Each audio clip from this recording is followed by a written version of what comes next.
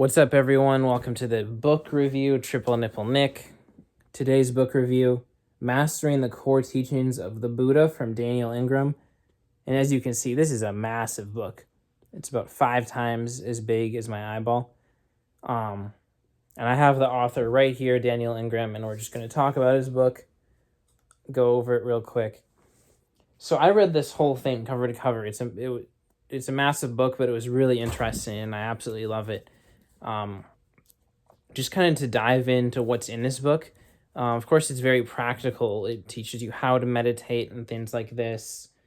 Takes a whole view at the spiritual path, and particularly within the context of Theravadan Buddhism. Of course, though, it's not limited just to that. But what's in this massive book? Some of the content in here are different models and maps from Theravadan Buddhism of the different stages of awakening, the different states of consciousness you can experience. And all of this is just really fascinating and helpful to understand so that you know what kind of practices to do, what types of meditation will get you what kind of results. And I think it's just having this foundational understanding that's so in-depth is really helpful if you're going to be meditating, because people can spend 10 years meditating, and if they just learn one technique, but then they're not really doing it properly, they can kind of just waste those 10 years and they're not actually meditating. They're not really getting anywhere. So yeah, this book covers different types of meditation, from concentration-based, insight-based meditation, and concentration is more like you're focusing on your breath and you're just constantly bringing your attention back there every time your mind wanders away. Whereas insight-based meditation is more like, I think Vipassana falls in that category, but something more like self-inquiry, where you're using your consciousness to deconstruct your sense of self and the dualities in your experience. And so this book covers jhanas, which are different states of consciousness that I think typically come from concentration-based meditation. And it goes so in depth on the different states of consciousness you can experience. And there's things that I wasn't even aware of.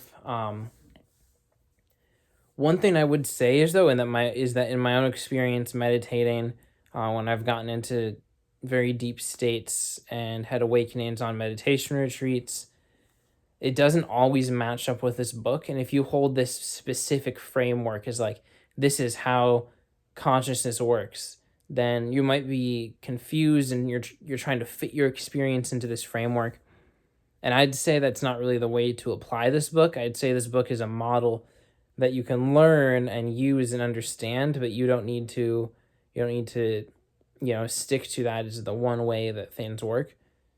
So I'd recommend that, just use this model, but don't get super attached to it. He goes over his own experiences in pretty big depth. The last section of the book is just about his experience, and that's really fascinating. It's a really nice story. But again, that's only after 430 pages. But yeah, so like I was saying, it's not just like you want to stick to this one model of the different experiences you'll have. But within the book, there's a whole section that covers the different models of spiritual awakening. And he literally covers, I'm just trying to find it so I can hold it up. It's upside down. Turn your computer upside down then, I guess. There you can see, if you want to pause it and turn your thing upside down, that he has all these different models of awakening. And so he's covering all these different schools. It's not like he's just sticking to one school, although he does draw heavily on Theravadan Buddhism. So yeah, he covers all the different models of awakening and stages of consciousness you can experience, as well as different types of meditation techniques. He covers everything from the dark night of the souls that you can go through.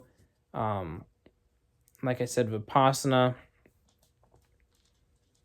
And also just like more fundamental teachings, like kind of what you'd think about in Buddhism, like how to live your life in a way that's compatible with the spiritual path and with meditation. So yeah, I'd say I would highly recommend this book. if you want to go through this full book, let me check. It's big and it's wide and it's 500 something pages. You'll definitely feel very fulfilled, and you'll get rewarded for doing so because you'll have a super good understanding and framework.